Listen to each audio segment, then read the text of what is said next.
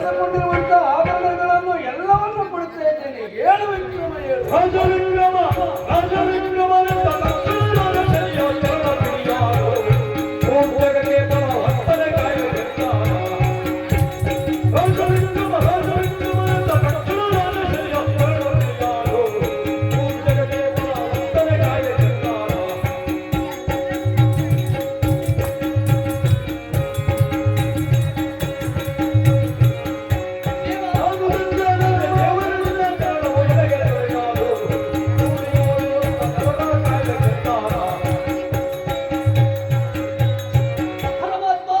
ವಿಕ್ರಮ ನಿನ್ನ ಪದತ್ವಗಳಿಗೆ ಅಡಿಗಡಿಗೂ ವಿಕ್ರಮಣ ಪ್ರಣಾಮಗಳು. ಶ್ರೇಷ್ಠರಾಗಲಿ.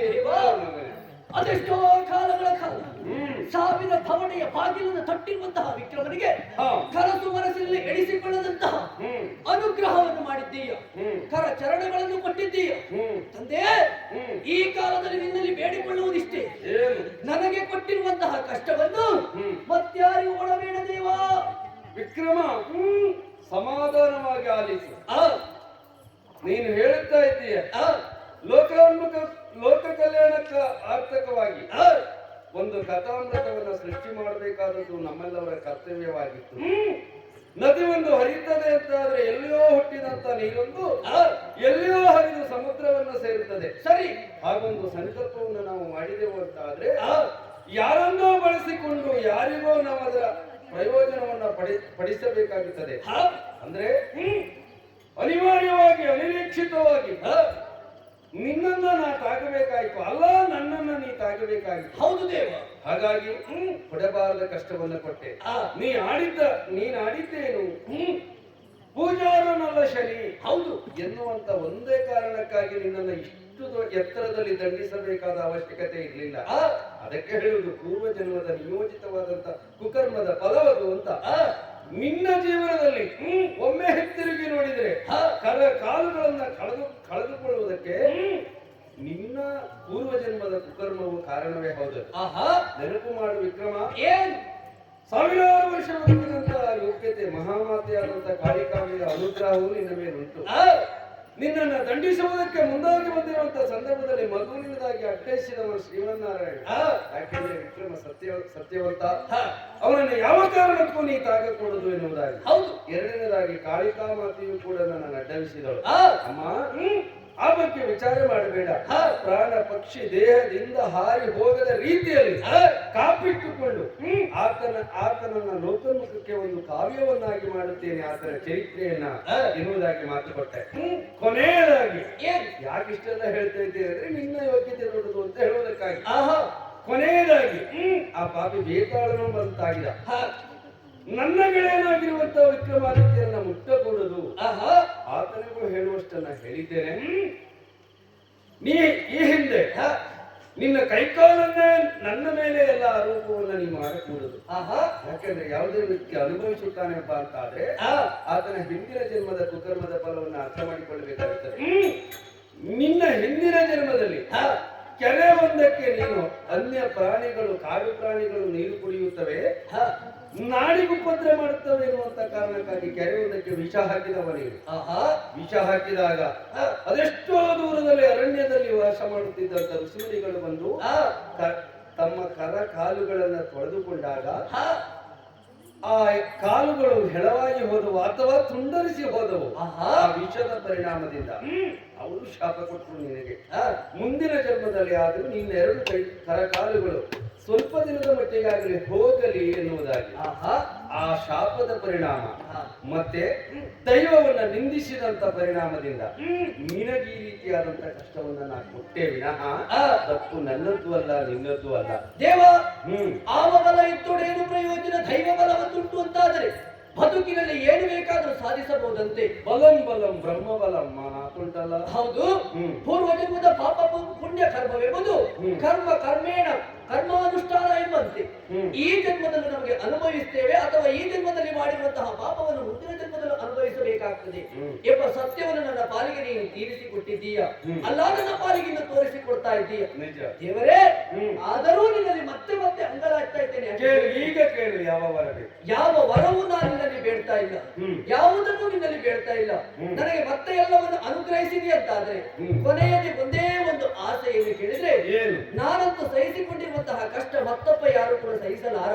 ಹ್ಮ್. ಹಾಗಾಗಿ ನನಗೆ ಕೊಟ್ಟಿರುವಂತಹ ಕಷ್ಟವನ್ನು ಮತ್ತೊಬ್ಬರಿಗೆ ಕೊಡಬೇಡ ದೇವ. ವಿಕ್ರಮ, ಆ, ನೀನು ಸಾಧಾರಣ ವಿಕ್ರಮ ಹ. ಅಲ್ಲ, ಸಾಧಾರಣ ಪರಾಕ್ರಮಿ.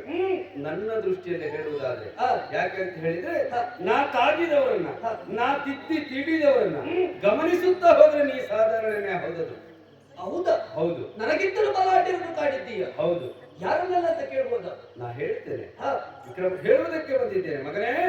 ನಿನಗೆ ಹಿಂದಿನ ಜನ್ಮಕ್ಕಿಂತ ಇಮ್ಮಡಿಯಾಗಿರುವಂತಹ ತೇಜಸ್ಸು, ಓಜಸ್ಸು, ಆಯಸ್ಸು ಹ. ಮತ್ತೆ ಕರಕಾಲುಗಳು, ಹ. ದೇಹ ಅತ್ಯಂತ ವಜ್ರಕಾಯದ ರೀತಿಯಲ್ಲಿ ಗಟ್ಟುಮುಟ್ಟಾಗಿ ಕೊಟ್ಟಿದ್ದೇನೆ. ಹ. ನನಗೆ ಕೊಟ್ಟಿರುವಂತ ಕಷ್ಟವನ್ನ ಪ್ರಪಂಚದಲ್ಲಿ ಇನ್ನಾರಿಗೂ ಕೊಡಬಾರದು ಎನ್ನುವುದಾಗಿ ಹೇಳ್ತಾ ಇದೆಯಲ್ಲ, ಹ. ಅದಕ್ಕಿಂತಲೂ ಪೂರ್ವದಲ್ಲಿ ಕೊಡಬಾರದು ಎಂಬ ವಿಷಯ ಆನಂತರದಲ್ಲಿ ಪ್ರಸ್ತಾಪಿಸೋಣ. ಹ. ಈಗ ನನ್ನನ್ನ ಕಲಿಯುಗದಲ್ಲಿ ಮುಂದೆ ಹ. ಆರಾಧಿಸಬೇಕು ಹ. ಅಥವಾ ಪೂಜಿಸಬೇಕು ಅಂತ ಆದ್ರೆ ಹ.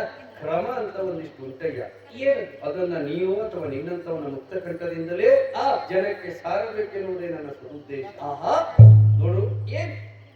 ನನ್ನನ್ನು ಆರಾಧಿಸಬೇಕು, ನನ್ನ ಕಾರುಣ್ಯಕ್ಕೆ ಗುರಿಯಾಗಬೇಕು, ನಾನೂ ಸಂತೃಪ್ತನಾಗಬೇಕು ಅಂತ ಹೇಳಿದ್ರೆ ಹ. ಮೃತಿಕೆಯ ಕುಂಭದಿ ಪ್ರತಿಮೆಯ ನಿಲ್ಲಿಸಿ ಕುದುರೆಯ ಹಲ್ಲೆಯಿಂದ ಅದನ್ನ ಶೃಂಗರಿಸಿ ಹ. ಎಣ್ಣೆಯ ಅಭಿಷೇಕವನ್ನ ಮಾಡಿಸಿ ಎಳ್ಳನ್ನ ಇರಿಸಿ ಹ. ದೇವಿಸ ಜಪಶಾಸ್ತ್ರದವರು ನನ್ನನ್ನು ಭಜಿಸಿ ಹ. ಆರಾಧಿಸಬೇಕು. ಕಪ್ಪು ಅಷ್ಟನ್ನು ವಿವರಿಸುವಂತ ಸಮಯವಿದಲ್ಲ. ಆಹಾ. ಯಾಕೆಂದ್ರೆ ಒಂದು ಮಾತನ್ನ ಮೊದಲೇ ನಿನಗೆ ತಿಳಿಸಲು ಬಯಸುತ್ತೇನೆ. ಏನು? ಭೂಮಿಯಲ್ಲಿ ಯಾವುದೇ ಕಾರ್ಯವನ್ನ ನಾ ಮಾಡಬೇಕು ಅಂತ ಆದ್ರೆ ಆ. ನನ್ನ ತಂದೆಯಾದಂತ ಸೂರ್ಯದೇವನ ಹೊಂದಿರುವ ಭೂಮಿಗೆ ಕಾಯುವುದಕ್ಕಿಂತ ಮೊದಲೇ ನಾನು ನನ್ನ ಸ್ಥಾನವನ್ನು ಸೇರಿಕೊಳ್ಬೇಕು. ಹ. ಹ. ಹಾಗಾಗಿ ಏನು? ಎಲ್ಲವನ್ನೂ ನಾ ಹೇಳಲಾರೆ. ಹ. ಕುದುರೆ ಹಲ್ಲೆಯನ್ನೇ ಯಾಕಿರಿಸಬೇಕು ಅಂತ ಆದ್ರೆ ಯಾಕೆ? ನನ್ನ ತಾಯಿಯಾಗಿರುವಂತ ಸಂಜ್ಞಾದೇವಿಯು ಒಂದು ಕಾಲದಲ್ಲಿ ಶಾಪಗ್ರಸ್ತರಾದಳು. ಹ. ತಂದೆಯೊಂದಿಗೆ ಸಂಸಾರವನ್ನ ಮಾಡಲಾಗದೆ, ತಂದೆಗೆ ಹೇಳದೆ, ತನ್ನ ತಂದೆಯ ಮನೆಗೆ ಅವಳು ಗಂಡನೊಂದಿಗೆ ಸಂಸಾರ ಮಾಡಲಾಗದೆ ಹ. ತನ್ನ ತಂದೆ ಇದ್ದಲ್ಲಿಗೆ ಬಂದಿದ್ದಾಳೆ. ಆಹಾ. ತಂದೆ ಕೇಳಿದ್ದಾನೆ, ಮಗಳೇ ಗಂಡನಿಗೆ ಹೇಳಿ ಬಂದಿದ್ದೀಯ ಅಂತ. ಹ. ಮದುವೆಯಾದ ಯಾವುದೇ ಹೆಣ್ಣಾಗಲಿ ಗಂಡನ ಅನುಮತಿ ಇಲ್ಲದೆ ಮನೆಯ ಹೊರಗಿಂದ ಪಾದವನ್ನ ಮನೆಯ ಒಳಗಿಂದ ಹೊರಗಿಡಬಾರದು ಎನ್ನುವಂತ ರೂಢಿ ಲೋಕದಲ್ಲಿತ್ತು. ಹ. ಅದೇ ರೀತಿಯಾಗಿ ಗಂಡನಿಗೆ ಹೇಳಿ ಬಂದೆಯ ಕೇಳಿದ್ದಾಳೆ. ಹ. ಇಲ್ಲ ಅಂತ ಹೇಳಿದ್ದಾಳೆ. ಹ. ಅವಾಗ ಶಾಪ ಕೊಟ್ಟಿದ್ದಾನೆ, ಏನು? ಭೂಮಿಯಲ್ಲಿ ಗಂಡು ಕುದುರೆಯಾಗಿ ಹೋಗು, ಗಂಡನಿಗೆ ಹೇಳದೆ ಬಂದ ಗಂಡು ಬೀರಿಸಿ ನೀನು ಭೂಮಿಯಲ್ಲಿ ಗಂಡು ಕುದುರೆಯಾಗು ಎನ್ನುವುದಾಗಿ ಶಾಪ ಕೊಟ್ಟಿದ್ದಾನೆ ಸಂಜ್ಞಾದೇವಿ. ಮತ್ತೆ ಕಾಲು ಹಿಡಿದು ಬೇಡಿಕೊಂಡಾಗ ಅವಳ ತಂದೆ ಅಲ್ಲೇ ಹೇಳಿದ್ದಾನೆ, ನನ್ನ ಶಾಪ ವಿಮೋಚನೆಗೆ ಮುಂದೆ ಯಾವ ರೀತಿ ಆಗ್ತದೆ ಶಾಪ ವಿಮೋಚನೆ ಕೇಳಿದಾಗ ಆಗ ಹೇಳಿದ್ದಾನೆ, ನೀ ಛಾಯಾಳನ್ನ ನಿನ್ನ ನೆರಳಿಗೆ ಜೀವ ತುಂಬಿ ಸೂರ್ಯನಿಗೆ ಸೇವೆ ಮಾಡಲು ಮೋಸದಿಂದ ಕಳುಹಿಕೊಟ್ಟಿದ್ಯಲ್ಲ, ಆ ಛಾಯಾದೇವಿಗೆ 3 ಮಕ್ಕಳಾಗಿ ಅದರಲ್ಲಿ ಒಬ್ಬನ ಪಾದಸ್ಪರ್ಶ ನಿನಗಾದ ಆ ಕ್ಷಣದಲ್ಲಿ ನಿನ್ನ ಶಾಪ ವಿಮೋಚನೆ ಎನ್ನುವುದಾಗಿ ಹೇಳಿದ್ದಾರೆ. ಕೆಲವು ವರ್ಷಗಳ ಕಾಲ ಆ ಕುದುರೆ ವಿಶಾಲವಾಗಿರುವಂತಹ ಬಯಲಿನಲ್ಲಿ ಮೆಂದುಕೊಂಡಿರುವಂತಹ ಸಂದರ್ಭ, ಕೆಲ ದಿನಗಳ ನಂತರದಲ್ಲಿ ಸೂರ್ಯದೇವನಿಗೆ ಛಾಯಾಳಿಂದ ಯಮುನೆ ಮತ್ತೆ ಶನಿ ಎನ್ನುವಂತ 3 ಮಕ್ಕಳು ಜನಿಸುತ್ತಾರೆ.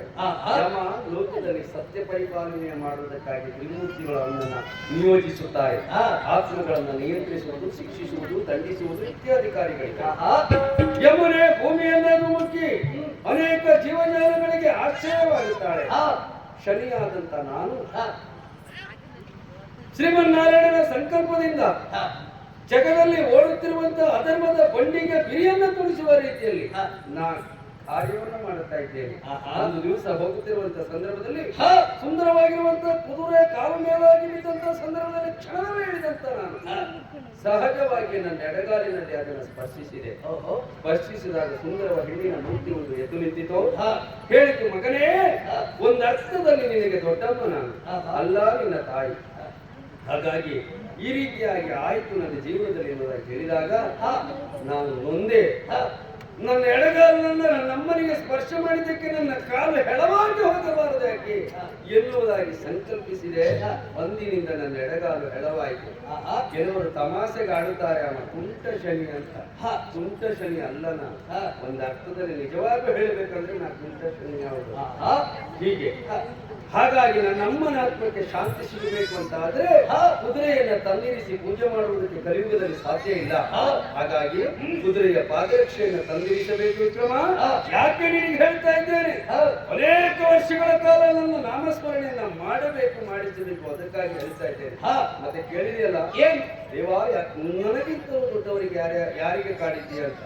ಶಿವನಿಗೆ ಕಾಡಿದ್ದೇನೆ. ಶಿವನಿಗೆ ಕಾಡಿ ಆತನನ್ನ ಬಿದಿರು ಕಳೆಯಲಿರುವಂತೆ ಮಾಡಿಸಿದ್ದೇನೆ. ಮನೆಯನ್ನ ಬಿಡಿಸಿದ್ದೇನೆ. ಕೈಲಾಸ ಗಿರಿಯನ್ನೇ ಬಿಡಿಸಿದ್ದೇನೆ. ಹೋಗಿ ನೋಡಿದಾಗ ಒಂದು ದಿವಸ ನಾನು ಕಾಡಿದ ಸಮಯ ಮುಗಿಯಿತೆನ್ನುವುದಾಗಿ ಭಾವಿಸಿ ಪಾರ್ವತಿಯಲ್ಲಿ ಆ ಹುಡುಗ ಶನಿ ಬಂದರೆ ಎಂದು ಕೇಳಿದ. ಮರೆಯಲಿದ್ದಂತ ನಾನು ಪ್ರತ್ಯಕ್ಷನಾಗಿ ಗಂಗಾಧರ ನಾ ಬಂದಿದ್ದೇನೆ, ನಿನ್ನನ್ನು ಕಾಡುವ ಅವಧಿ ಮುಗಿಸಿದ್ದೇನೆ. ಯಾಕೆ ಗೊತ್ತಾ, ನಿನ್ನ ಎಡಗಾಲಿನ ತೊಡೆಯನ್ನು ನೋಡು ಎನ್ನುವುದಾಗಿ ತೋರಿಸಿದ್ದೇನೆ. ಎಡಗಾಲಿನ ತೊಡೆಯಲ್ಲಿ ಧಾರಾಕಾರವಾಗಿ ರಕ್ತ ಹರಿಯುತ್ತಿರುವುದನ್ನು ಕಂಡ ಆ ಗಂಗಾಧರ ಅಲ್ಲಿವರೆಗೂ ಶನೇಶ್ವರನಾಗಿರುವಂತಹ ನನ್ನನ್ನು ಶನೇಶ್ವರನನ್ನಾಗಿ ಮಾಡಿದ. ಈಶ್ವರ ಎರಡು ಅಕ್ಷರವನ್ನ ದಾರಿ ಎಳೆದುಕೊಟ್ಟು ಅಂದಿನಿಂದ ಜನಸಾಮಾನ್ಯನನ್ನು ಶನೇಶ್ವರ ಎನ್ನುವುದಾಗಿ ಕರೆಯುತ್ತಾರೆ. ಹಾಗೆ ಬೃಹಸ್ಪತಿಗೆ ಕಾಡಿದ್ದೇನೆ, ಹಾಗೆ ಪಾಂಡವರಿಗೆ ಕಾಡಿದ್ದೇನೆ, ಕೌರವರಿಗೆ ಕಾಡಿದ್ದೇನೆ, ಹರಿಶ್ಚಂದ್ರನಿಗೆ ಕಾಡಿದ್ದೇನೆ, ಚಂದ್ರನಿಗೆ ಕಾಡಿದ್ದೇನೆ, ಹೀಗೆ ನಳನಿಗೆ ಕಾಡಿದ್ದೇನೆ. ಎಂತೆಂಥ ಪರಾಕ್ರಮಿಗಳನ್ನೆಲ್ಲ ಕಾಡಿಸಿ ಬೇಡಿಸಿದ್ದೇನೆ. ಕೊನೆಯದಾಗಿ ಹನುಮಂತನನ್ನು ರಾವಣನಿಗೂ ಕಾಡಿದ್ದೇನೆ. ಹನುಮಂತನಿಗೆ ನಾ ಕಾಗುವುದಕ್ಕೆ ಹೊರಟಾಗ ಹನುಮಂತ ಸ್ವಾಮಿ ಇಷ್ಟ ಸೇವಕ ತನ್ನ ಮಾತೆಯಾದ ಸೀತೆಯನ್ನ ಕಾಯ್ದುಕೊಳ್ಳಬೇಕೆನ್ನುವುದಾಗಿ ಒಂದು ಬಂಡೆಗಳನ್ನ ತನ್ನ ನೆತ್ತಿಯ ಮೇಲೆ ಹೊರುತ್ತಾ ಇದ್ದ. ಪಾಪಮ್ಮ ಹೇಳಿದ, ನಾನು ಸ್ವಾಮಿ ಕಾರ್ಯ ಮಾಡ್ತಾ ಇದ್ದೇನೆ, ಅದನ್ನು ಮುಗಿಸಿ ಬಂದ ನಂತರದಲ್ಲಿ ನನ್ನನ್ನು ಕಾಡಬಹುದಂತೆ, ಈಗ ಬೇಡ ಅಂತ ಹೇಳಿದ. ನಾ ಹೇಳಿದೆ, ನಮ್ಮದು ಎಲ್ಲ ಕೆಲವು ಸಂದರ್ಭದಲ್ಲಿ ಉದ್ದಟವೇ ಸರಿಯಾಗ್ತದೆ. ನಾನು ಸಂಕಲ್ಪ ಮಾಡಿದ್ದೇನೆ ಅಂತ ಹೇಳಿದ್ರೆ ನಿನ್ನನ್ನು ತಾಗಲೇಬೇಕು, ಅವಕಾಶವನ್ನು ಕೊಡು, ಅಲ್ಲಿ ನಿನ್ನಲ್ಲೇ ಇರ್ತೀನಿ ಅಂತ ಕೇಳಿದೆ. ಅವಾಗ ನನ್ನ ತಲೆ ಮೇಲೆ ಇರು ಪುಣ್ಯಾತ್ಮ ಹೇಳಿದ. ಆತನ ತಲೆ ಮೇಲೆ ಕುಳಿತುಕೊಂಡೆ. ಆತ ಇಷ್ಟು ಗಾತ್ರದನ್ನ ಹೊರವದನ್ನ ಬಿಟ್ಟು ಇಷ್ಟಿಷ್ಟು ಗಾತ್ರದನ್ನ ನನ್ನ ಮೈ ಮೇಲೆ ಇಟ್ಟು ಹೋಗ್ಲಿಕ್ಕೆ ಆರಂಭ ಮಾಡಿದ. ಮೈಯು ಮೂಳೆಯಲ್ಲ ಅದು. ಈ ಸೃಷ್ಟಿಯ ಯಾವ ವೈದ್ಯರಲ್ಲಿ ತೋರಿಸಿದ್ರು ನಿವಾರಣೆ ಆಗದಷ್ಟು ನೋವಾಗಿ ಹೋಯ್ತು. ಅಂದಿನಿಂದ ಹೇಳಿದೆ, ನಿನ್ನನ್ನ ಕಾಡುವುದಿಲ್ಲ, ಹಾಗಂತ ನಿನ್ನನ್ನ ಯಾರು ಭಕ್ತಿಯಿಂದ ಆರಾಧಿಸ್ತಾರೋ ಅಂತವರನ್ನು ನಾ ತಾಗುವುದಿಲ್ಲ, ನಿನ್ನ ಸಾಹಸಕ್ಕೆ ಬರುವುದಿಲ್ಲ ಎಂದು ಹೇಳಿ ಆ ಹನುಮಂತನನ್ನು ನಾನು ಬಿಟ್ಟು ಬಂದೆ. ಹೀಗೆ ಲೋಕೋತ್ತರವಾಗಿರುವಂತಹ ಕಥೆಗಳನ್ನ ಹೇಳಿದ್ರೆ ಮಗು ಅನೇಕ ಉಂಟು. ಆದ್ರೆ ನೀನು ನನ್ನನ್ನು ಕಾಡಿದ ಹಾಗೆ ಬೇರೆಯವರು ಕಾಡಬೇಡ ಅಂತ ಹೇಳ್ತಾ ಇದೆಯಲ್ಲ, ಕೊನೆಯದಾಗಿ ಒಂದು ಮಾತು, ನನ್ನನ್ನ ಯಾರು ಅತ್ಯಂತ ಅನನ್ಯ ಭಕ್ತಿಯಿಂದ ಪ್ರತಿದಿನವೂ ಆರಾಧಿಸುತ್ತಾರೋ, ಬೇಡ ವಾರಕ್ಕೊಂದು ಬಾರಿ, ಬೇಡ ತಿಂಗಳಿಗೊಂದು ಬಾರಿ, ಬೇಡ ವರ್ಷಕ್ಕೊಂದು ಬಾರಿ ನನ್ನ ನಾಮಸ್ಮರಣೆಯನ್ನ ಇದೇ ರೀತಿಯಾಗಿ ವ್ರತಾಚರಣೆಯನ್ನ ಮಾಡುತ್ತಾರೋ, ಅಥವಾ ಮಾಡಿಸಿದರೆ ಹೋಗಿ ಕುಳಿತು ಅದನ್ನ ಕೇಳಿ ತೀರ್ಥ ಪ್ರಸಾದವನ್ನು ಸ್ವೀಕರಿಸುತ್ತಾರೋ ಅಂತವರಿಗೆ ಸಕಲ ಸಂಪತ್ತು, ಸೌಭಾಗ್ಯ, ಆಯುರು, ಆರೋಗ್ಯ, ಪುತ್ರವತಿ ಅಲ್ಲದಿದ್ದವರಿಗೆ ಪುತ್ರವತಿ, ಅವಿದ್ಯಾವಂತರಾದರೆ ವಿದ್ಯಾವಂತರನ್ನಾಗಿ ಕರುಣಿಸುತ್ತೇನೆ. ಕ್ರಮ ಆ ಬಗ್ಗೆ ಯೋಚನೆ ಮಾಡಬೇಡ ನೀನು. ದೇವರೇ, ಕೊನೆಯದಾಗಿ ನನ್ನ ಕಾರ್ಯವೈಖರಿ ಯಾವ ರೀತಿ ಎಂಬುದಾಗಿ ನೀನೇ ಸೂಚಿಸಬೇಕು. ಅದು ನಾನೇ ಹೇಳ್ತೇನೆ ಕೇಳು. ವಿಕ್ರಮ, ನಿನ್ನನ್ನ ತಾಗುವುದಕ್ಕೆ ಹೊರಟಿರುವಂತ ಈ ಸಂದರ್ಭದಲ್ಲಿ, ಈ ಪ್ರಸಂಗದಲ್ಲಿ 2 ಜನ ಹೆಣ್ಮಕ್ಕಳು ನಿನ್ನನ್ನು ಬಯಸಿದ್ರು, ಲೋಲಿಕಾ ಮತ್ತೆ ಪದ್ಮಾವತಿ. ಹೌದೇ? ಆ ಲೋಲಿಕಾ ಪದ್ಮಾವತಿಯರಿಗೆ ಅಗೋ ಆಕೃತಿಯಲ್ಲಿ 2 ಮಾಲೆಯನ್ನು ಸಿದ್ಧಪಡಿಸಿದ್ದೇನೆ. ಆ ಮಾಲೆ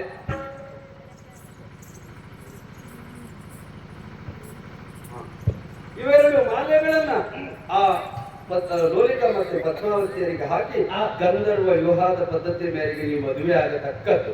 ಇದು ನನ್ನ ಆದೇಶ. ಮತ್ತೆ ನಿನ್ನ ನಾಡಿಗೆ ಹೋಗುವುದಕ್ಕೆ ನನ್ನದೇ ಸಹಕಾರ. ನಿನ್ನನ್ನ ಪರೀಕ್ಷೆಗೋಸ್ಕರ ಕಳಿಸಿದಂತ ಆ ಅಶ್ವವನ್ನು ಕಳಿಸಿಕೊಡ್ತೇನೆ. ಅದನ್ನ ನೀನು ಬಳಸಿಕೊಂಡು ನಿನ್ನ ಮಡದಿ ಮಕ್ಕಳ ರಾಜ್ಯವನ್ನು ಸೇರ್ಬೇಕು. ಕ್ರಮ ಒಂದು ಒಳ್ಳೆ ಮಾತು ಕೇಳಿದೆ. ಮುಂದಿನ ನಡೆ ಹೇಗೆ ನನ್ನದು ಅಂತ. ಹೌದು. ಉಜ್ಜಯಿನಿಗೆ ಇವರನ್ನೆಲ್ಲ ಕೂಡಿಕೊಂಡು ಉಜ್ಜಯಿನಿಗೆ ಹೋಗಿ ಆ, ನಿನ್ನ ನಾಡಿನಲ್ಲಿರುವಂತಹ ಜನರಿಗೆ ಒಂದು ಹೇಳಿದೆ, ನಿನ್ನ ಸಭಾಸ್ಥಾನದಲ್ಲಿ ಯಾರೂ ಕೂಡ ಶನಿಯನ್ನ ಪೂಜೆ ಮಾಡಬಾರದು ಎನ್ನುವುದಾಗಿ. ಹೌದು ದೇವ. ಅದೇ ಮುಕ್ತ ಕಂಠದಿಂದ ಈ ದಿವಸ ಕೂಗಿ ಹೇಳಬೇಕು ನೀವು. ಹಾ. ಎಲ್ಲರೂ ಶನಿಯನ್ನ ಪೂಜೆ ಮಾಡಬೇಕು.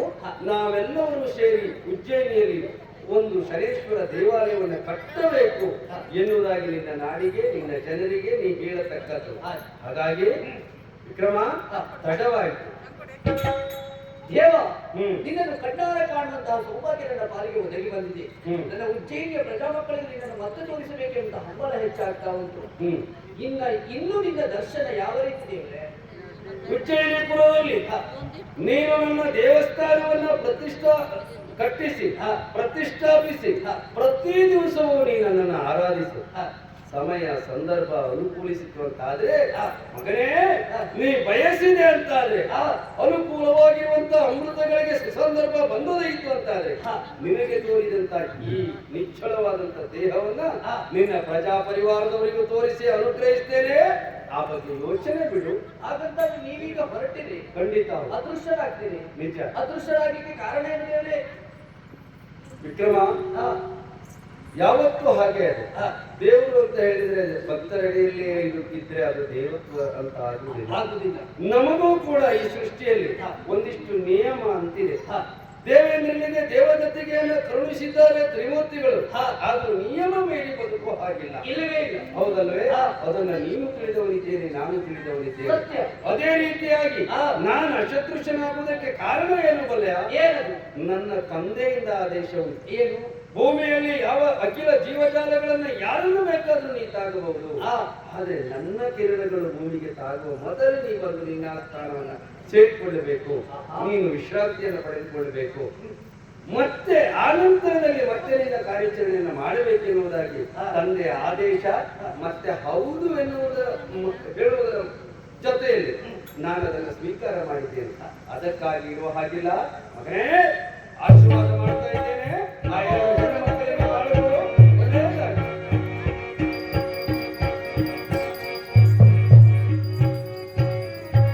ಶನಿದೇವರ ವರಪ್ರಸಾದವೇ ಎಂಬಂತೆ ಪದ್ಮಾವತಿಯನ್ನು ಮದುವೆ ಆಗಬೇಕೆಂಬುದಾಗಿ ದೈವ ಸಂಕಲ್ಪವಾಗಿದೆ. ನಾನಿರುವುದು 7 ಮಹಡಿಯ ಎತ್ತರದಲ್ಲಲ್ವಾ? ನೋಡೋಣ ಮುಂದೇನಾಗ್ತದೆ ಎಂಬುದಾಗಿ. ಓ, ಈ ಹಿಂದೆ ನಾನು ಕರೆದಂತಹ ಹದ್ದು ಹಾ. ಒಬ್ಬ ಅಂಗಹೀನನನ್ನ ಹಾ. ನಿಮ್ಮನ್ನ ಕಾಣುವಾಗ ಒಬ್ಬ ರಾಜಕುಮಾರನ ಹಾಗೆ ತೋರಿಸ್ತಾ ಆಹಾ. ಇದ್ದೀರಾ. ತಾವಿಯಾರು ಹಾ. ಆ ಅಂಗಹೀನನಲ್ಲಿ ಹಾ. ಸದ ವಿಚಾರವನ್ನು ಹೇಳ್ತೀರಾ? ನಿನಗೆ ಅಂಗಹೀನನೇ ಬೇಕಾ? ಹೌದು. ಅಲ್ಲ, ಅವನ ವಿಚಾರ ಬೇಕಾ? ಆ ಅಂಗಹೀನನೇ ಬೇಕು. ಪದ್ಮಾವತಿ, ನಿನ್ನನ್ನು ನಾನು ಮೆಚ್ಚಿಕೊಂಡಿದ್ದೇನೆ. ನೀನು ಬಯಸಿರುವಂತಹ ಆ ಅಂಗಹೀನ ನಾನೇ ಸರಿ. ಹೌದಾ? ಹೌದು. ಇನ್ನು ತಡ ಮಾಡಲಿಕ್ಕಿಲ್ಲ. ನಿನ್ನ ಇಷ್ಟದ ದೀಪಕಮಲ ರಾಗವನ್ನು ಹಾಡಿದ ವ್ಯಕ್ತಿ ನಾನೇ ಇದ್ದೇನೆ. ಇದಕ್ಕೂ ಮಾಲೆ ಹಾಕು. ಓಹೋ, ಏನು ಅರ್ಶಿನ ಹಿಡಿದು ಯಾರಿಗೂ ಗೊತ್ತಾಗದ ರೀತಿಯಲ್ಲಿ ಮರದ ಮೇಲೆ ಕಣ್ಣುವ ವಿವಾಹ ಪದ್ಧತಿಯನ್ನು ಮದುವೆ ಪದ್ಧತಿಯನ್ನು ಯಾರೇ ಆಗಲಿ. ಯಾವ ರಾಜ್ಯವೂ ನಿಮ್ಮದು, ಯಾವ ರಾಜ್ಯವೂ ನಿಮ್ಮದು, ಯಾವ ದೇಶ ಅವಯ, ಯಾವ ದೇಶ ಅವಯ, ಯಾವ ಕುಲವೂ ನಿಮ್ಮದು, ನಮವೇ ದೇಶ, ನಮವೇ ದೇಶ.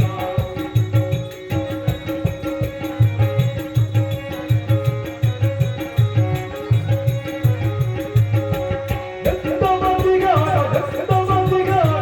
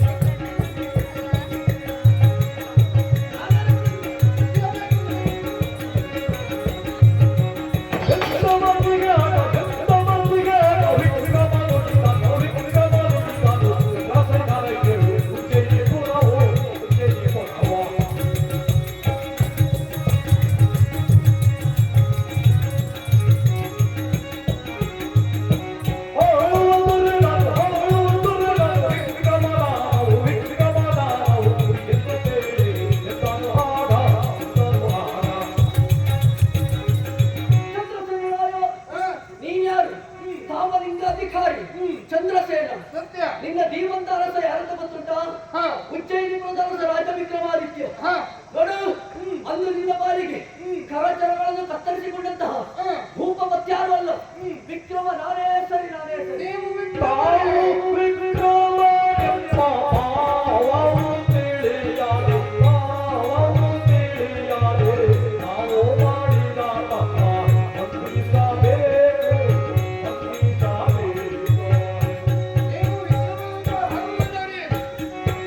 ತಾವು ಮಾಡಿದ ತಪ್ಪನ್ನ ಮನ್ನಿಸಬೇಕು ಎಂಬುದಾಗಿ ಪರಿಪರಿಯಾಗಿ ಮಾಡಿದಂತೆ. ಚಂದ್ರಸೇನ, ಯಾವ ಕಾರಣಕ್ಕೂ ನೀನು ಕ್ಷಮೆಯನ್ನು ಕೇಳುವುದು ತಪ್ಪಾಗ್ತದೆ. ಯಾಕೆ ಕೇಳಿದ್ರೆ, ಹಿರಿಯರಾದವರು ಕಿರಿಯರಿಗೆ ಆಶೀರ್ವಾದವನ್ನು ಮಾಡಬೇಕು ವಿನಃ ಕ್ಷಮೆಯನ್ನು ಕೇಳಿಕೆ ಮುಂದಾಗಬಾರದು. ನಾನೇ ಇರಿಸಿರುವಂತಹ ಲೇಖನ ತಪ್ಪನ್ನು ಎಸಗಿದವರಿಗೆ, ಕಳ್ಳತನವನ್ನು ಮಾಡಿದವರಿಗೆ ಕರಚರಗಳನ್ನು ಕತ್ತರಿಸಬೇಕು. ಇದು ವಿಕ್ರಮನ ಆಜ್ಞೆ. ಚಂದ್ರಸೇನ, ವಿಕ್ರಮಾದಿತ್ಯನಿಗೆ ಮಯೂರಾಸನದ ಬಲ ಉಂಟು, ಆದ್ರೆ ನ್ಯಾಯ ಕೊಡುವುದಕ್ಕೆ ಚಂದ್ರಸೇನಿಗೆ ಅದರ ಬಲವಿಲ್ಲ. ಆದರೂ ಸಮಷ್ಟಿಯಾದಂತಹ ನ್ಯಾಯವನ್ನು ಜನಗಳಿಗೆ ಪ್ರಜೆಗಳಿಗೆ ಒದಗಿಸುತ್ತಾ ಇದ್ದಾದ್ರೆ ಮೆಚ್ಚಿದ್ದೇನೆ, ಮೆಚ್ಚಿದ್ದೇನೆ ಚಂದ್ರಸೇನ. ಆದ್ರೆ ಒಂದು ಮಾತು ನಾನು ಸ್ಪಷ್ಟಪಡಿಸಿಕೊಳ್ತೇನೆ. ಈಗ ನೀನು ಸ್ಥಾನದಲ್ಲಿ ಮಾವನಿದ್ದೀಯ, ಪಾದ ತೊಳೆದು ಕನ್ಯಾದಾನವನ್ನು ಮಾಡುವಂತಹ ಕಾರ್ಯ ಮಾಡಬೇಕಿತ್ತು. ಗಾಂಧರ್ವ ರೀತಿಯಲ್ಲಿ ವಿವಾಹವನ್ನು ಮಾಡಿಕೊಟ್ಟಿದ್ದೀಯ. ಇನ್ನೇನಾದ್ರೂ ಉಂಟಾ? ವಿಕ್ರಮಾದಿತ್ಯ, ನಿಮ್ಮ ಅಭಿಪ್ರಾಯವನ್ನು ಕೇಳುವಾಗ ನನ್ನ ಮಗಳನ್ನ ಗಾಂಧರ್ವ ವಿವಾಹ ಪದ್ಧತಿಯಲ್ಲಿ ಮದುವೆ ಆಗಿದ್ದೇನೆ ಎಂದ ಮೇಲೆ ನೀವು ವಿಕ್ರಮಾದಿತ್ಯ ಆದರೂ ಕೂಡ ನನ್ನ ಅಳಿಯಾಗಿದ್ದೇನೆ ಎಂಬುದು ಬಯಸ್ತಾ ಇದ್ದೇನೆ.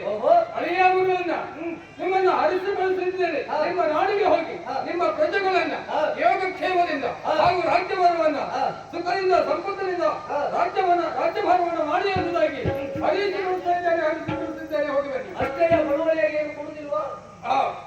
ಅಳಿಯ ನನ್ನಲ್ಲಿ ಕೊಡಲೇಬೇಕಲ್ಲ. ಏಕೆ ಎನ್ನುವುದಾದ್ರೆ ನನ್ನ ಅಭಿಪ್ರಾಯದಂತೆ 6 ರಾಜ್ಯಗಳನ್ನ ದಾನವಾಗಿ ಕೊಡ್ತಾ ಇದ್ದೇನೆ. ಹಾಗೆ ಸಿಂಹ ಸಾರ್ಧುಲ ಕುದುರೆಗಳನ್ನ ನಿಮಗೆ ದಾನವಾಗಿ ನೀಡ್ತಾ ಇದ್ದೇನೆ. ಎಲ್ಲವನ್ನು ಸ್ವೀಕರಿಸಿ ನಿಮ್ಮ ರಾಜ್ಯಕ್ಕೆ ನೀವು ಹೋಗಬಹುದು ಎಂಬುದಾಗಿ ಹೇಳ್ತಿದ್ದೇನೆ. ಚಂದ್ರಸೇನ, ನೀನು ಕೊಟ್ಟದ್ದನ್ನು ಪಡೆದುಕೊಳ್ಳುವಷ್ಟು ಬೇಕು ಬೇಕಾದ್ದೆಲ್ಲ ನನ್ನಲ್ಲಿಯೇ ಉಂಟು. ನಾನಾದ್ರೂ ಒಂದು ಮಾತನ್ನು ಹೇಳ್ತಿದ್ದೇನೆ. ಏನದು? ನೀನು ಹೇಳಿರುವಂತಹ ಲೆಕ್ಕದಲ್ಲಿ 6 ರಾಜ್ಯಗಳನ್ನು ನಿನಗೆ ಎಷ್ಟರ ಮಟ್ಟಿಗೆ ಸಾಧ್ಯ ಉಂಟು? ನನ್ನ ಪಾಲಿಗೆ ಕೈಕಾಲು ಇಲ್ಲದಂತಹ ಸಂದರ್ಭದಲ್ಲಿ ರಾಮಗಾಣಿಗೆ ತುತ್ತನ್ನವನ್ನು ಕೊಟ್ಟು ಸಾಕಿದ್ದಾರೆ. ಅವನಿಗೆ ಆಶ್ರಯವನ್ನು ಕೊಟ್ಟು ಬೇಕು ಬೇಕಾದ ಸೌಕರ್ಯವನ್ನು ಅವರ ಪಾಲಿಗೆ ಇರಿಸಿ. ಇನ್ನು ನಿನ್ನ ಕುದುರೆ ಆನೆಗಳನ್ನು ನಾನು ಕರೆದುಕೊಂಡು ಹೋಗ್ತೇನೆ. ಆದ್ರೆ ಈ ಸಂದರ್ಭದಲ್ಲಿ ಅಲ್ಲ, ಮತ್ತೊಮ್ಮೆ ಉಜ್ಜಯಿನಿಯಲ್ಲಿ ವಿಜೃಂಭಣೆಯಿಂದ ಪದ್ಮಾವತಿಯನ್ನು ನೋಡಿ ಮದುವೆ ಆಗ್ತೇನೆ. ಆ ಕಾಲದವರೆಗೆ, ಆ ಕಾಲ ಬರುವಂತಹ ಸಂದರ್ಭದಲ್ಲಿ ಲೇಖನವನ್ನು ರಾಮಲಿಂಗಪುರಕ್ಕೆ ಬರೆದು ಕಳಿಸ್ತೇನೆ. ಟಿಪ್ಪಣ ಸಹಿತರಾಗಿ ನೀವೆಲ್ಲರೂ ಹೆಣ್ಣಿನ ಕಡೆ ಬಂದ್ರೆ ಆದಿತ್ತು. ನಿಮ್ಮ ಅಭಿಪ್ರಾಯದಂತೆ ದಾನವಾಗಿ ಗಾಡಿಗ ರಾಮಣ್ಣನಿಗೆ ನೀಡ್ತೇನೆ. ಆದಿತ್ತು, ನಿಮ್ಮ ನಗರಕ್ಕೆ ನೀವು ಹೋಗಿ ಬನ್ನಿ. ಆಶೀರ್ವದಿಸಿದ್ದೇನೆ.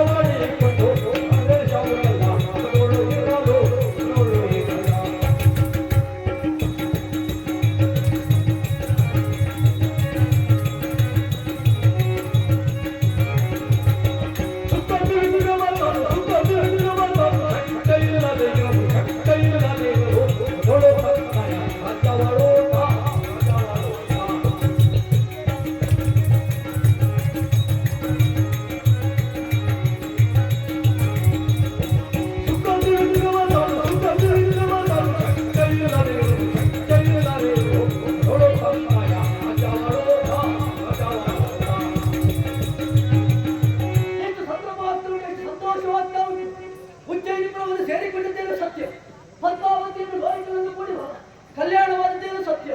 ಶನಿದೇವರ ವರಪ್ರಸಾದಂತೆ ಮತ್ತೆ ಉಜ್ಜಯಿನಿಯನ್ನು ಕಾಣುವಂತಹ ಅನುಗ್ರಹ ಈ ವಿಕ್ರಮಿಗೆ ಆಗಿದೆ ಅಂತಾದ್ರೆ ಇದು ಕನಸೋದರಿಗೆ ಅರ್ಥ ಇಚ್ಛೆಕೊಳ್ಳಿಕ್ಕೆ ಆಗ್ತಾ ಇಲ್ಲ. ಆದ್ರೆ ಇಲ್ಲ ನೋಡುವಂತ ಸಂದರ್ಭ ಇಲ್ಲಿ ಏನಾಗಿದೆ ಸ್ವಾಮಿ? ತನ್ನ ಮಂತ್ರಿ ಆಗಿರುವಂತಹ ಬಟ್ಟಿ ಇವ ಮಂತ್ರಿ ಮಾತ್ರವ, ಅಷ್ಟಮಂತ್ರದಲ್ಲಿ ಶ್ರೇಷ್ಠ ಮಂತ್ರಿ ಸಹ ಬಟ್ಟಿಯು ತನ್ನ ಸೋದರನಾಗಿದ್ದಾನೆ. ಅಂತವರು ಈ ಕಾಲದಲ್ಲಿ ಮಾಡಿರುವಂತಹ ಕಾರ್ಯ ನನ್ನ ರಾಜ್ಯವನ್ನೆಲ್ಲ ಸುಖಾಭೋಗದಿಂದ ಇರಿಸಿಕೊಂಡಿದ್ದಾನೆ. ನನಗಾಗಿ ಬಳಲಿ ಬಾಡಿ ಬೆಂದಾದಂತಹ ನನ್ನ ಹೆಂಡತಿ ಪ್ರಭಾವತಿ, ಅವಳನ್ನು ಆಶ್ರಯಿಸಿದ್ದೇನೆ. ಹುಟ್ಟಿರುವಂತಹ ಮಗ ಯಥೇತ್ತರಕ್ಕೆ ಬೆಳೆದಿರಲಿಕ್ಕೆ ಮುಂದಾಗ್ತಾ ಇದ್ದಾರೆ. ಕಂಠೀರವ ಉಪನಯನ ಸಂಸ್ಕಾರವನ್ನು ಮಾಡುವ ಮೂಲಕವಾಗಿ ಕಂಠೀರವನನ್ನು ಗುರುಮಠಕ್ಕೆ ಸೇರಿಸಿದ್ದೇನೆ. ಇನ್ನು ಈ ರಾಜ್ಯದಲ್ಲಿ ಆಗಬೇಕಂತ ಮುಖ್ಯ ಕಾರ್ಯ ಯಾವುದು ಕೇಳಿದ್ರೆ ಪ್ರತಿದಿನ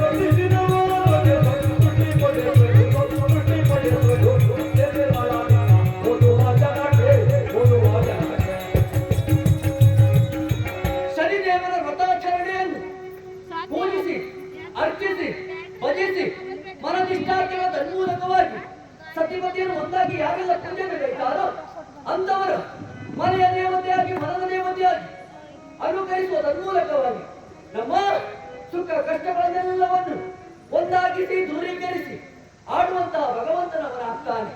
ಈ ಉಜ್ಜಯಿನಿ ನಗರದಲ್ಲಿ ಪೂರ್ವಗಾಭಿಮುಖವಾಗಿ ಮಾಡಬೇಕಂತ ಕಾರ್ಯ ಯಾವುದು ಕೇಳಿದ್ರೆ ಶನಿ ಪರಮಾತ್ಮನ ದಿವ್ಯ ಸನ್ನಿಧಾನ ಎಂಬುದು ಸಿದ್ಧವಾಗಬೇಕು. ತದ್ರೀತಿಯಲ್ಲಿ ಪ್ರತಿದಿನವೂ ಅವರಿಗೆ ಪೂಜೆಯನ್ನು ಸಲ್ಲಿಸಬೇಕು. ಪೂಜೆಯನ್ನು ಸಲ್ಲಿಸಿದ ಮೇಲೆ ಈ ಪುಣ್ಯ ಕಥಾಮೃತವನ್ನು ಯಾರು ಪ್ರತಿದಿನ ಓದುತ್ತಾರೋ ಅಲ್ಲ ಪ್ರತಿದಿನ ನೋಡುತ್ತಾರೋ, ಕಷ್ಟ ಸಾಧ್ಯವಾದಲ್ಲಿ ವಾರಕ್ಕೊಮ್ಮೆ ಆದರು ಅಲ್ಲ ತಿಂಗಳಿಗೆ ಒಮ್ಮೆ ಆದರು ಅಲ್ಲ ವರುಷಕ್ಕೆ ಒಮ್ಮೆ ಆದರು ದೇವನ ಇಷ್ಟಾರ್ಥಗಳನ್ನು ಈಡೇರಿಸುತ್ತಾನೆ. ಯಾವ ರೀತಿ ಕೇಳಿದ್ರೆ ಭಕ್ತಿ ಭಾವ ವಿನಯದಿಂದ ಪೂಜಿಸಿ ಅರ್ಚಿಸಿ ಭಜಿಸಿ ಆ ಕಥೆಯನ್ನು ಗ್ರಹಿಸಿಕೊಂಡದ್ದೇ ಹೌದು ಅಂತಾದ್ರೆ ಅವನು ಒಲಿದು ವರಗಳನ್ನು ಕೊಡ್ತಾನೆ. ಹಾಗಂತಾದ್ರೆ ಅವನ ಪೂಜೆಗೆ ನಾವೆಲ್ಲರೂ ಸಿದ್ಧರಾಗಬೇಕು. ಅದನ್ನು ಭಕ್ತಿ ಭಾವದಿಂದ ಅರ್ಚಿಸಬೇಕು. ಈ ಪ್ರಸಂಗವೆಂಬುದು ಇದ್ದದ್ದು ಯಾವ ಭಾಷೆಯಲ್ಲಿ?